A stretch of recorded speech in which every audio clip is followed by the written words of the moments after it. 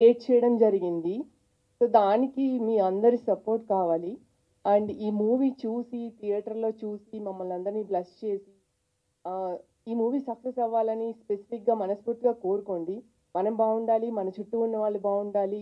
అందరూ సక్సెస్‌ఫుల్‌గా ఉంటే మనం 10 మందికి అన్నం పెట్టొచ్చు. That's a basic thought process basically. కొంచెం ఎమోషనల్ అవుతున్నాను. But you have to bear with me little little throat issue going on here. um, there's a hard work behind every success, right? Success doesn't come just like that straight away.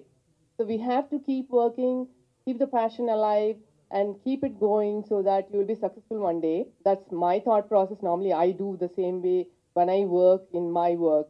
So I supported my brother, and indirectly, I supported the entire crew partially. Maybe I may not get involved in day-to-day activities, but thanks for everyone for keeping us alive and